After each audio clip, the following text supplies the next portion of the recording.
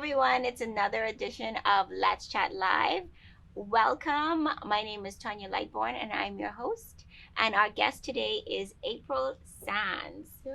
I'm so excited to have her because she's usually in front of the camera as a media marketing and PR. And reporter and that kind of thing, yeah.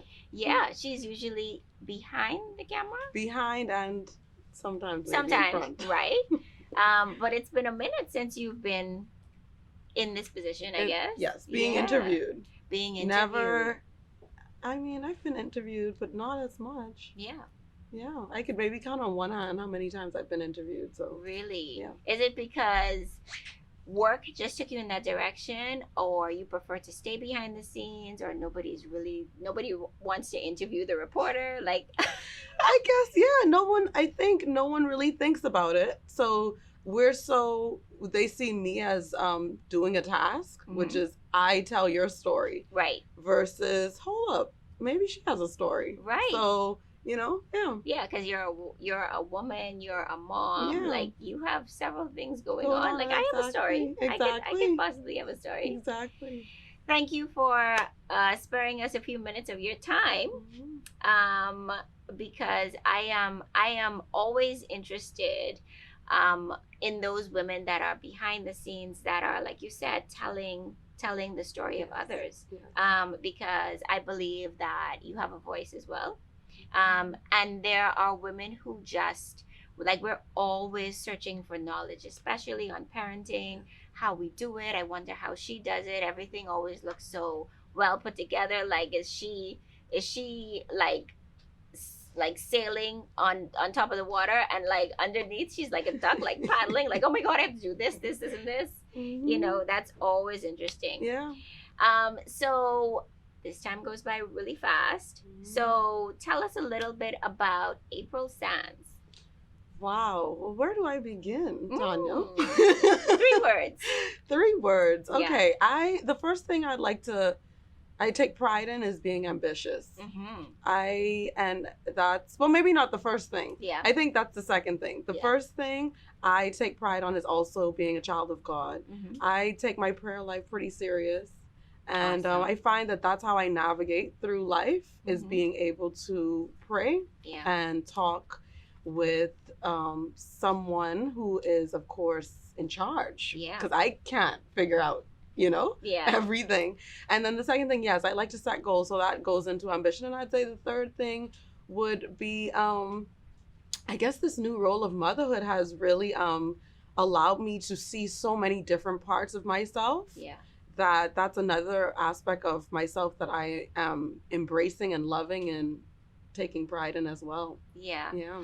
And how has that transition been from being, I guess, a woman who is ambitious and goes after what she wants and has been operating to the beat of her own drum? Now you operate to the beat of someone else's drum. A little person who's in charge. Okay, and she's beating her drum pretty loud too. Yeah, like, miss, let's go. Exactly. What you doing? But for me, I started off not like, it's just amazing how you go into a role and you think you try to figure out things, and then you might learn something to help you out. But really, motherhood, this goes out to anybody debating or maybe have already made up their mind never to have a child. Yeah. I'll tell you, anticipation is more scary than actually being in the moment of, Really? You hype yourself up and you think, and then it happens. And the truth is, it's not that bad. No. Yes, it becomes stressful. Yes, there are days you're going through a lot, but the truth is, when you have that little child, you suddenly have patience. You suddenly have more love than you thought you have. You're suddenly not that selfish, because prior to having my baby, I really did think, no, I can't do this. Like, I'm selfish. I like my time. I like to go, and things happen that just kind of come together perfectly for the sake of being able to raise a child. And so that's been the transition that naturally it all came together. Yeah. Yeah. So you talked about being ambitious. Would you consider yourself an alpha female? Yes. Still. You see how quickly I Yeah, answered you said it like right away. Yes. Like Mhm. men don't even. Yes. Easily, because my mom is, Mm-hmm. and I couldn't even not be alpha if I didn't want to. I've tried.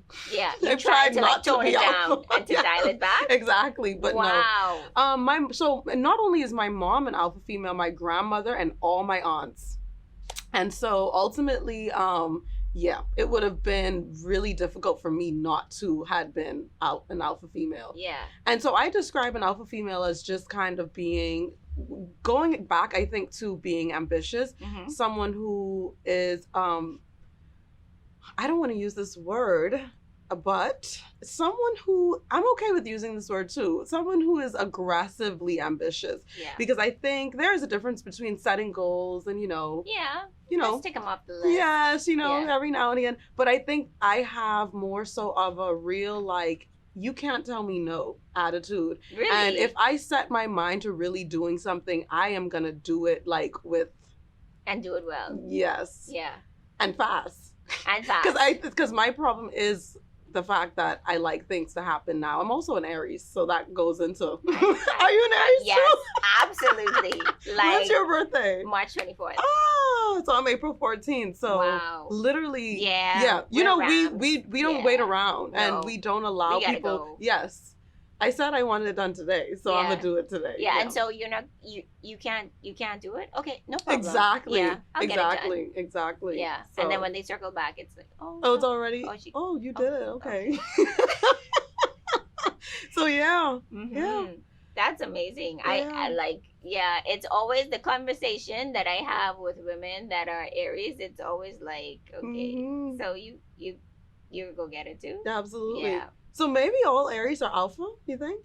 Alpha females? Maybe all female. The ones Aries? that I I've don't know. met, yeah. Because by definition of an Aries, I think it's kind of hard not to be an alpha Yeah. female. Yeah.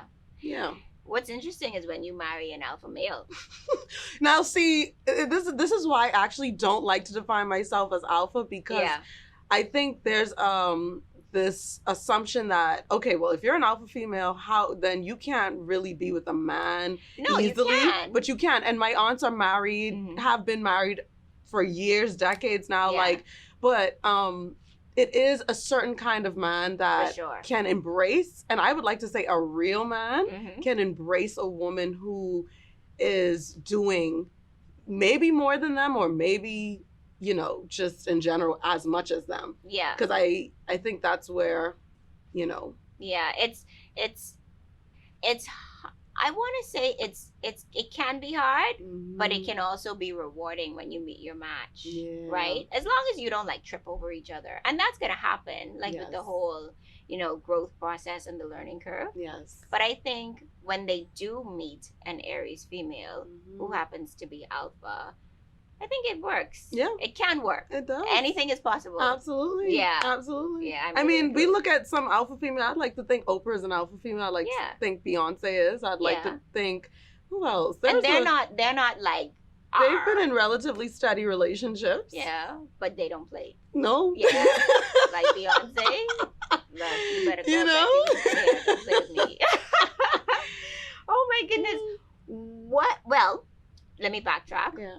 Tell us a little bit about Autumn, which is such a pretty name. Thank you. And she has a Y in her name. Autumn, So I yeah. love it. Because my name was with a Y and my mom's name was with a Y, I wanted her name to be different. I like the fact that my name isn't spelt like the month. No, So I there's like always that. a distinction. Yeah. So I wanted to do something special with her name, even though autumn is a season. Mhm. It's her name, so it has Yeah. the Y in it. Mhm. So she was born in December. She's a Sagittarius. And I'm not big on signs, but I'm still out here calling these signs because, they have a Yeah. little bit of truth to them. Yeah.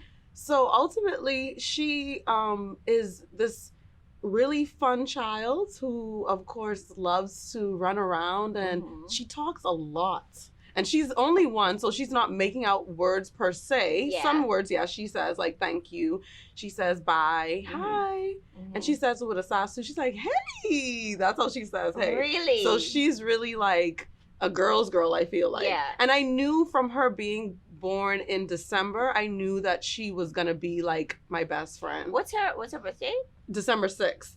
So Riley's December 12th. Oh, look at that. Is she a Sagittarius? Yeah, Probably, she's a I think so. Oh. Let me tell you, Sagittarius and Aries, though. I don't know if you know this. So you all about these signs. I guess so. And so I was really happy when I knew she was going to be born December, because I was like, she's going to be my best friend for sure. We're going to get each other. Yeah. So hands down, that is how it's been already. And she's, you know, when I go to sleep, she lays her head down next to me and goes to sleep. When I get up in the morning, and it could be 6 a.m., she's up, and, you know, she's just in sync with me. And I love that. That's, you know. Yeah. She's a really, another thing is, I do want to brag a little bit. She's a very well-behaved baby. And I think some moms probably won't say that, but I can say that when she's very reserved. Like, she thinks twice before she does things. She won't do something dangerous. She's not as adventurous, which sometimes I kind of, you know, wish she was, but I like the fact that I can trust her. Yeah. Because she is so reserved. So I don't have to worry. Yeah. And so I hope that continues throughout. I think it'll continue, because you know why? My first daughter is that way. My second daughter, I see some mutual looks happening in the room. As a matter of fact, my first daughter's on set, and she's still, you can't even tell that she's here. Yeah, I know. Like, she's so reserved. But she is super talented. Like, don't sleep on these, you know. So maybe the first one is like always good. The second one, you gotta watch out. And I have to reserve my comments, because we have someone on set that's a second child, and you know, she says they always say things about the second child. You know, the second child is just different. You know? But that first child will set you up. Yes, to think that the all second the kids gonna be like this. Yep. I'm fully aware that every child is different. So if I'm gonna go in and have another one, just know it could be anything. It's not gonna be Autumn Part 2. No. It could be Autumn the remix. That's the trick. Exactly. The remix is correct. Okay. Reloaded, as a matter of fact. And so I just told somebody like a little while ago, like, you are required to parent them differently, because that's the thing. It requires a whole new you. You can't use the same set of. Autumn's being easy on me, though. I appreciate that. Yeah, and you need that, because parenting is hard. It comes with no rule book. It comes with no rule book. So, tell us. We have several questions. Tell us. When you knew, when you got pregnant, did you feel you were ready to have kids? No. It was unplanned. And that's okay. As a matter of fact, right before I got pregnant, like when God knew something was about to happen, I was already I was thinking it was a random day. I was just thinking, I don't think I'm going to have kids. Like, I was just thinking, I can't imagine myself in that place. Yeah. So, and so sometimes when I hear young girls saying, I'll never have a child, like, there's a lot of young girls who are very adamant that they won't do it. And it kind of hurts me a little bit, because I know how that feels. Because you think that you're not ready, you'll never be ready, and you want to be young forever. You think, like, being a parent feels like you've taken on something that makes you into, you got to grow up. Yeah. And yes, you do have to grow up, but you don't have to lose yourself. And I am very adamant about that. You did say that. And I want to preach that to every parent. You know, even though I'm a young parent, I believe in me being the same Apryl. And hopefully, because first of all, you can't even parent if you're not happy with yourself. That's number one. And I think a lot of children experience this, where they grew up in a household where they experienced trauma and things like that, because their parents didn't get to go through healing in a lot of things. And so I'm okay with living my life to make sure that I heal and I grow, and I also have fun, so that way I can be an awesome parent to Autumn. Because because you can't pour from an empty cup. Absolutely. One, and then two, like, it's you need to almost get some stuff out of your system, or experience certain things as much as you can. Like, obviously, I ain't encouraging nobody to go damn party. No. No, healing could be so many. Take time to paint. Take time to have a glass of wine every Yeah. other night. You know, like there's so many ways to have fun. You don't have to party, but it's so many ways to still embrace the fact that you're still a vibrant, beautiful, young thing. I think women in particular Yes. lose that. Yes, Like, I'm they talking to lose women. themselves. Yes. Yeah. I can't really direct the guys on No. fatherhood, but Yeah. for the 'Cause women. they do whatever. Okay, Whatever regardless, wind I want blows you to their know. way. You know, for us, it's difficult because we really do have to go through a transition. And so I guess we feel like I need to lose some of myself. Right. You don't have to lose some of yourself. I think it's important to, of course, grow, but yeah, continue to be more of yourself. I'll tell you the truth. The best thing that I've learned from parenting so far is being able to, I didn't know how much I could push myself. Yeah. Because I think sometimes so before you have a child, obviously you wake up in the morning, you could decide whether or not, oh, I don't feel so good. I don't want to go to work. Exactly. You know, I call in sick today. Or you there are things, you are so in control of your life when you're single without a child, even without a spouse.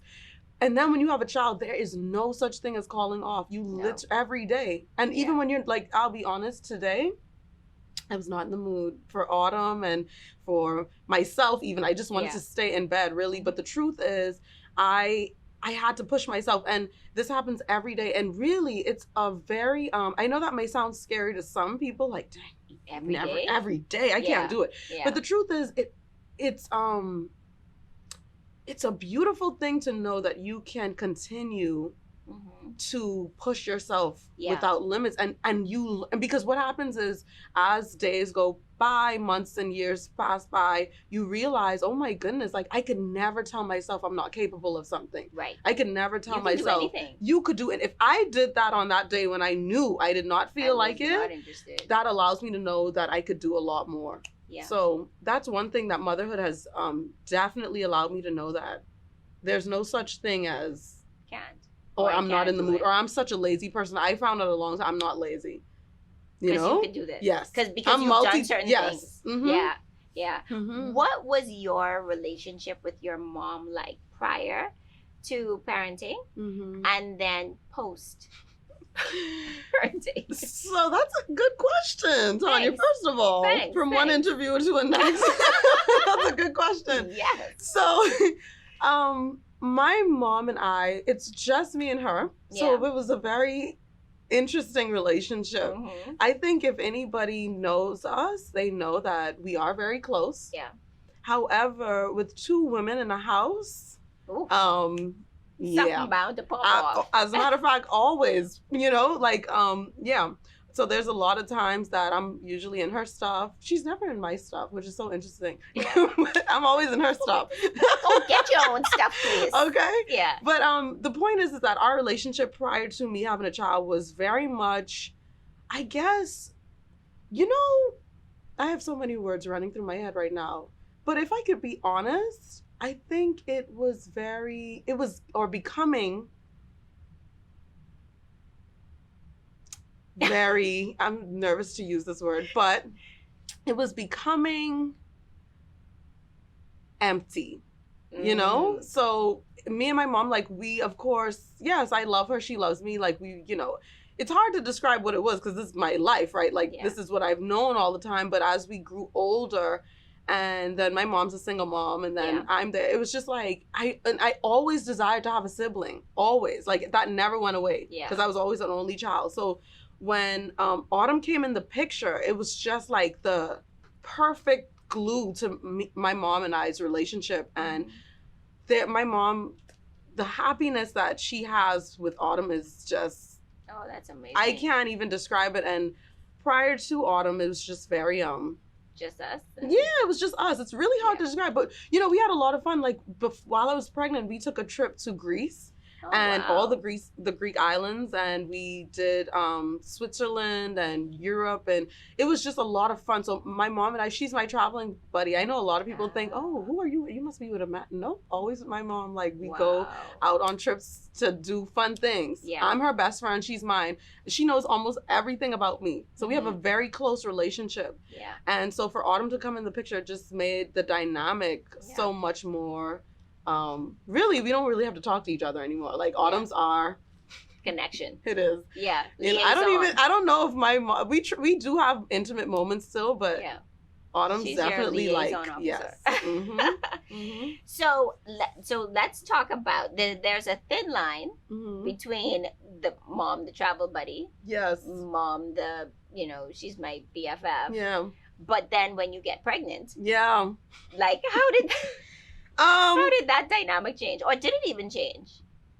Well, let me just say I had an easy pregnancy. Okay, so great. let's start there. Great. I didn't have a very tumultuous pregnancy, Mm-hmm. and so I didn't per se. I guess I wasn't in need, Mm-hmm. like Of a lot. right? Yeah. However, let's talk about the delivery day. My mom did not help at all. Thank God, actually, and big shout out to my godmother who was in the room. Yeah. Because now the delivery day, I still had a pretty easy delivery. However, as I couldn't even feel my contractions, they had to give me Pitocin to get me to actually feel it. So when I started feeling it, and then you start shaking, I don't know if you had this happen. I had Pitocin and Yes. Syntocin. Yes. It's not fun. You're shaking, then you ask for a glass of water because you didn't drink all day, and then you end up and then so anyway, it was a lot in the room, but my mom was just I don't know if she was just there. She was out to lunch. Just out to lunch. And then while I was she had there had was a moment when anxiety. she was sleeping. Oh. No, I'm gonna give her a lot of heat. Yes. I hope she watches this. She could be like, April.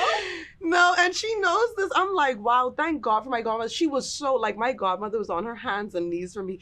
Okay, to the point where when you're delivering, like, everybody becomes an enemy. Right, Leave me alone. Stop. Yeah. So even though she was on me, I was like, okay. Yeah. Like, but I appreciated her so much. But my mom was just out to lunch, and I always give her slack for that. But what did she say? Like in hindsight. And then anyway. Oh, wow. We about to get real personal. Oh my God. But the point is that no, my mom was I think because she had a C-section, so she could not relate to the fact like what I was going through. Right. Her pregnancy was easy, and then when it came to the delivery, they put her to planned. sleep, and then they cut it, and then she had a child, literally. So she really did not know how to service me, because if you're gonna be in the delivery room, it's not a place to just be like, oh, let me just sit down and No, it's a matter of actually embracing the fact that you're here for someone's birth, like, and a baby's gonna come. Yes, into the world and I'm walking a fine line of between life and death. Yeah. So literally. I would like to think that the people who are in the room could actually help out, but she was. Yeah, exactly. So I'm sure she's watching, but she'll know. Yeah. She knows. No lies. No lies have been told. But your question, I guess, ultimately, the pregnancy, I mean, she was there as much as she could. And I did experience some prepartum depression. Okay. Which I actually did not know existed. I always knew about postpartum. Yeah. But I experienced prepartum. There is such a thing. And I just knew I wasn't feeling like myself. I knew that I didn't want to get up out of bed. And I remember expressing it to her too, and this was another area that she just could not connect to. Yes. And that really helped me to have a sensitivity to people that are depressed. I know I thought I did prior to, but going through that experience where you literally are not feeling like yourself, feeling like you even want to get up out of bed. And I know that sounds weird, but until you're in those shoes, you will never understand how, and no one can help you. It's like you're going through this by yourself. Yes. Yeah. It was a very small amount of prepartum depression. It wasn't, I don't even know if I experienced it for a full month. It was just a few weeks that I felt horrible. Yeah. And just very and you didn't feel sick. It was mentally. Yeah. Just, I did not want to do anything. I didn't want to get up. I was just feeling like nothing mattered, and so that's when you knew there was something. And so I actually, now I don't know if this is the case, I'm not a doctor, however, I did look up the fact that most people who are depressed have low vitamin D, I think. So that's the sign. I started, and I actually did have low vitamin D, according to my doctor. It was like the only thing off about my body. And so I ended up I ended up, now I don't want to like send out the wrong message because but I stopped taking my prenatal pills. And so because I felt like, because I was already eating healthy, Yeah. I felt like the You were getting prenatal all pills the- was giving me probably too much more of things that I probably didn't need, Yeah. and maybe less of. So anyway, when I stopped, that's when I started to feel normal again. Really? Yeah. Okay. And I know some people who actually don't take prenatal pills and still have a healthy baby. It really depends on your diet, because that's It all really the prenatal pills are, is just your vitamins. Replacing. Yeah. Making sure you have it. Absolutely. Yeah. So that was, How did you pull yourself out of that though? Because that had to be, especially if you've never experienced it before. Yeah. And I imagine, like, initially you have to identify it. Yes. Like, this is what's happening. Yes. And okay, now that I've identified it, what am I gonna do, or how do I get out of this space? I'm so glad you mentioned that, because identification was huge. So I did not know. Just imagine waking up and you're like, why do I feel like this? Yeah. And as a matter of fact, you're probably not even gonna ask yourself that. You're just gonna wake up and be like, I just don't feel like getting up out of bed. And you're gonna think, you're just having a bad day. Yeah. And then tomorrow comes. It's the same thing. And the next day. And you're like, hold on a second, this is not me. Right. And so one of the things that I actually did was go on YouTube and type in, like, because I'm pregnant. I know that I'm already in a different place. Yeah. So there has to be some type of, because I've never felt like this. So maybe this is something with the pregnancy. Mm-hmm. So I did look it up, and they did say, that was when I found out about the term prepartum depression. And this girl was on YouTube and saying everything verbatim in terms of how I felt. Wow. And so I think the first thing is to be able to identify, because at least right then and there, you're like, oh my goodness, this is something that's happening, and maybe I can fix it. Yeah. So, I can't tell you. Then I did go, when I found out the vitamin D stuff. I did get vitamin D pills. Yeah. Did you go out to try and get that natural?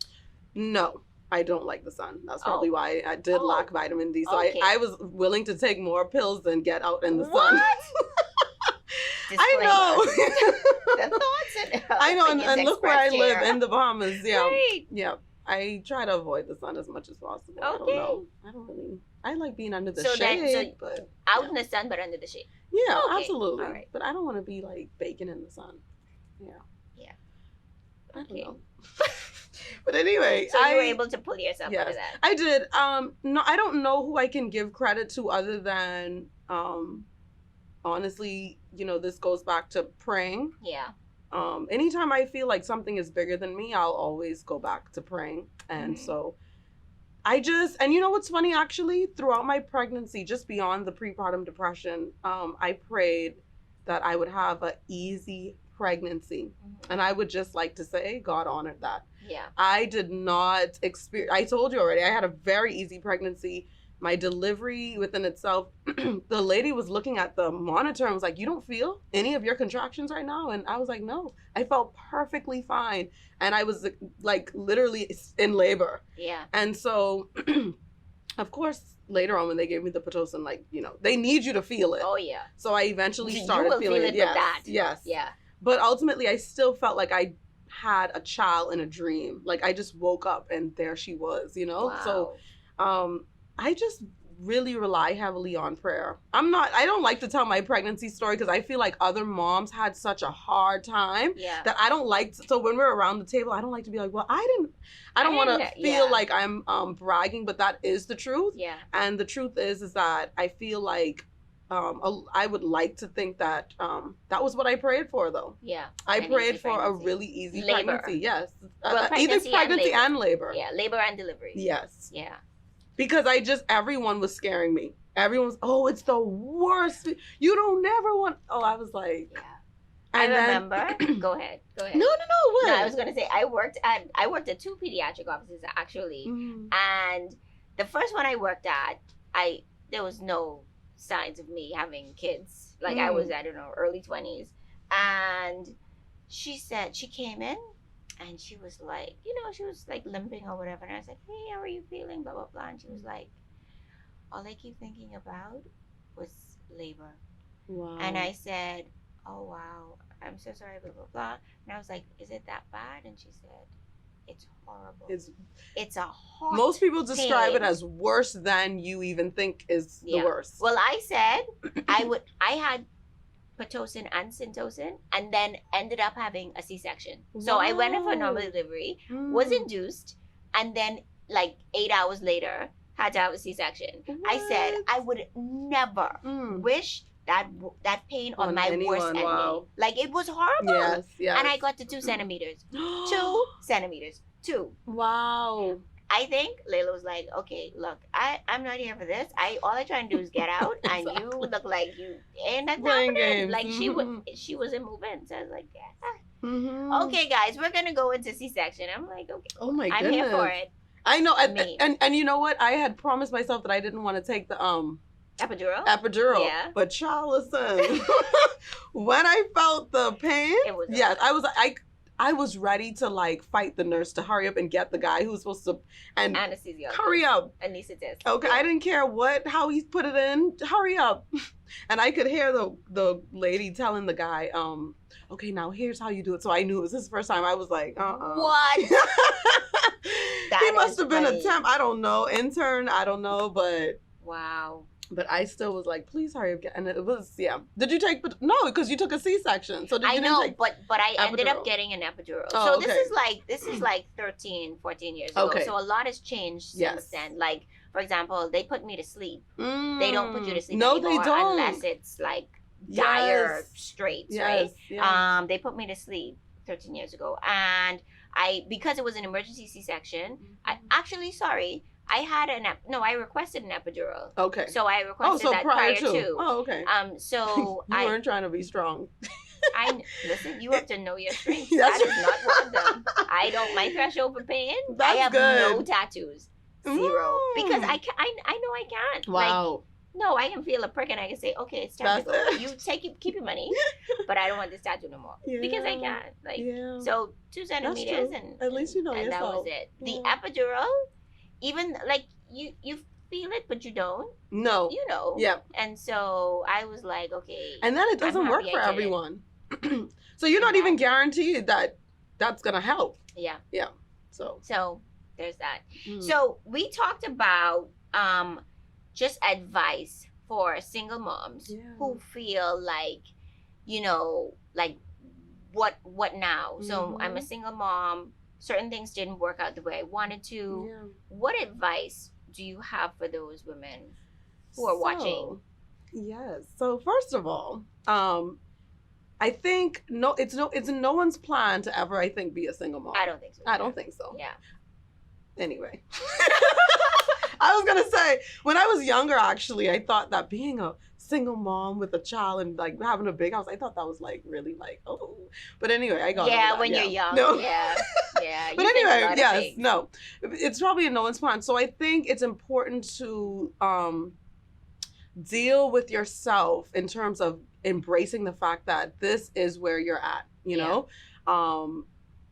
Whether it doesn't, if you're in a tumultuous situation, whether it's so many reasons to go through something where you and your partner just don't end up working out. Yeah. And so the point is that you now have a child to take care of. And I would say the very first thing on my list, besides embracing where I was, which is very important because I think there is a bit of denial, a little bit of shame. You feel like, wow, you failed in an area, you didn't expect this to happen, and then it's like, but you deal with yourself. But one of the things that I knew I needed to do too was have support. So, number one, I made a mom's club.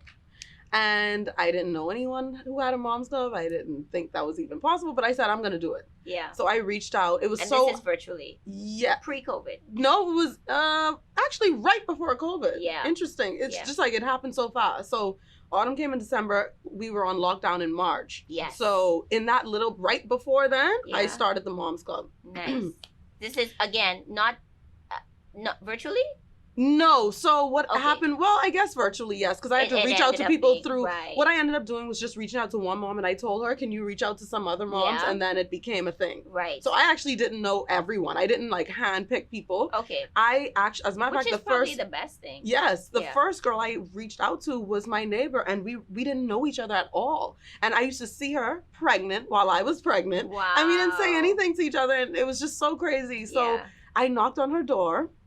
And you went to her house. Yes, I went to her house, and I was like, hey. Do we even talk to our And neighbors? when I tell you we are right across the street from each other, Yeah. it is crazy that we never spoke before. Wow. So I ended up going to her and I said, hey, what do you think about starting a mom's club? You know, I have a daughter, and I think you, and she had a daughter, they're the same, like 1 month apart. Wow. And so she's like, and when I tell you, Tonya, we did not stop talking until 5 hours. No way. So you would stand up to this woman's house? Yes, I came to her, and it was almost like she needed me and I needed her. She just started telling me how horrible her pregnancy was, how horrible her experience was. She was like, you know, and the more we got to know each other, the more we regretted not speaking to each other earlier. Yeah. And it was just like, you know? Yeah. And by the way, I just remembered a quote. I heard this week. Mhm. Nicki Minaj. This is who I'm about to quote right now. Who's now a mom. Yes. Yeah. So see how that ties in? Okay. Uh-huh. But she said, there's never been a woman that I have never related to on planet Earth. Never. So it really goes to show, and in that moment when I spoke to her and how much and now I'm okay with calling her my best friend. And we only have known each other for just about a year. Yeah. But we have connected instantaneously, and then for the fact that our children are involved with each other as well is just like, you can't make that kind of story up. Yeah. Yeah. And so number one, I think having support is great. So if you're a mom and none of your friends have kids, that is probably the worst thing. So get you some people who have kids. Yeah. Now you guys can have a babysitter together. You guys can, you know, team up, find schools together. It just becomes an easier process, you know? Support. Yeah. Just like if you were, you know, a married mom's club. Exactly. Yeah. Super rich. You'd want to have some rich friends too, right? Yeah, I mean, because the other people that they're gonna hate on you. You know what I'm saying? So or like, yes, it's no different than being a mom. I think you have to connect with the same type of people, and I think that is my biggest advice to other moms is being able to connect with more moms. Yeah. And a mom's club would be like a great thing.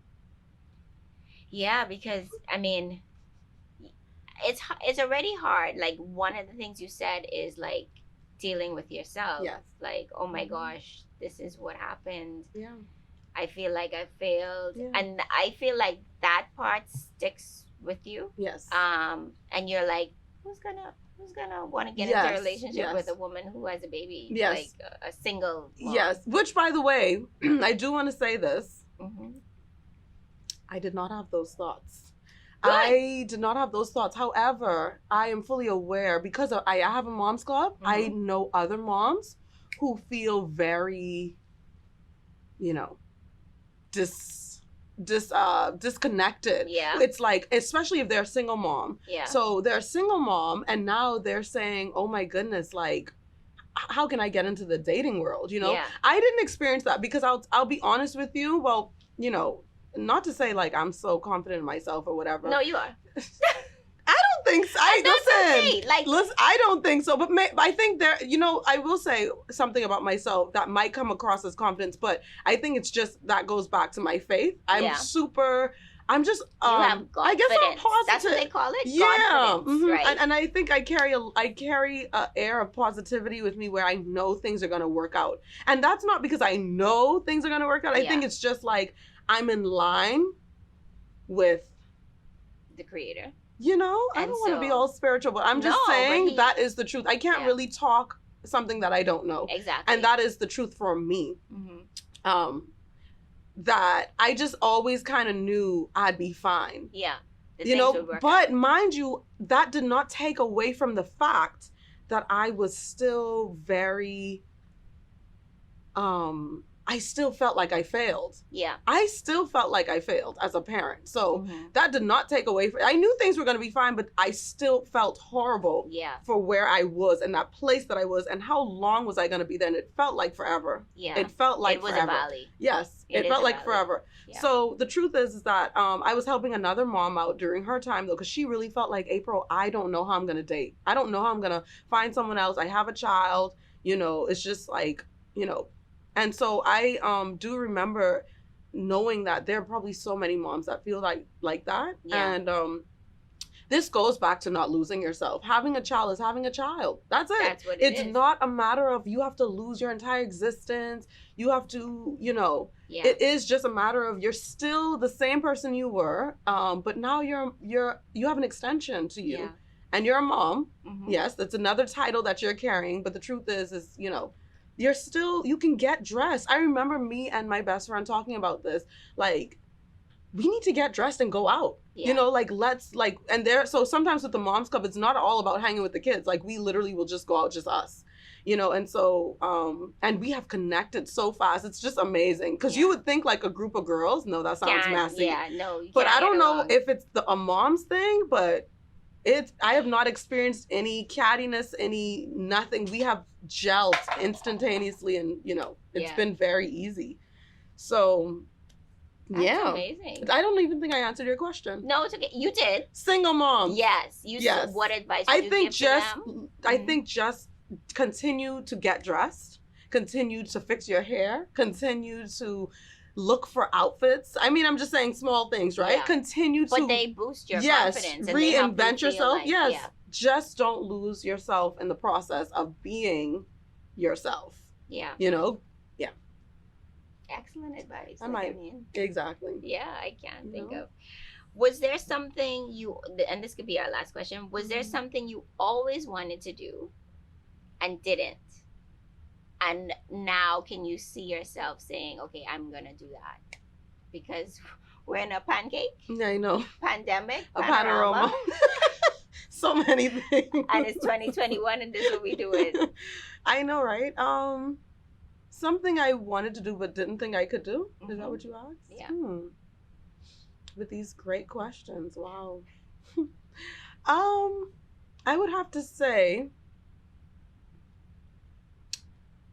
wow. I would have to say,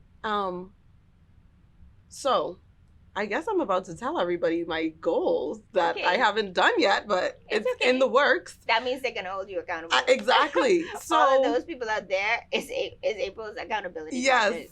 Mhm. So ultimately, I have an idea for a show that I really want to accomplish. Let's go. A docu-style show, though. Something where I think we don't get to. So what you're doing right here, Mhm. when I saw one of your first shows, I was like, oh my goodness, yes. And your guests were Aw. spot on. You were picking the right people because I truly believe we have people who we have not heard from. Yeah. And that's one of the things that frustrated me with news. We interview these politicians every day. No shade, because I've been there and that was my job. That's fine. I Yeah. don't mind. Yeah. But it's like there are so many people So many. on this island that So are doing many. so many things, Mhm. and we don't hear their stories. Right. And so I wanted to do a more in-depth kind of thing where not just we sit down, but where we can go into the life of, Mhm. where we can kind of explore. Like, I wanted to find out what happened to Baha Men and find out like their legacy that still was not told, Yeah. their story that still was not, Mhm. they did so much. Yeah. They really held did. us up, and what happened? We Yeah. don't even know. Mhm. And there are so much more stories like that I think I want to be able to do. So I still want to be in the same business of storytelling. Yeah. I'm not going to go far from that. So when you ask me, well, what do you want to do and what did you think you couldn't do? And that I held that on my list for a long time. Because I think even like you, I'm sure before you did this, Yeah. you went through all the negative thoughts and you probably thought, Like, I don't know who's going to what watch, makes you- Right. And what makes you think you're qualified to do this? To do it. Which is a question other people may ask. Mm. What makes her think? Okay. Did she? Okay. She went to school for journalism and PR. What? Well, journalism and mass communication. Mhm, mhm. No, but God doesn't call the qualified. He qualifies the called. Okay. Exactly. Okay. Exactly. No, but like on a serious note, like there are things that COVID showed us anything. It's Yeah. like, no, you don't need to sit in that boardroom for that meeting. That could have been an email.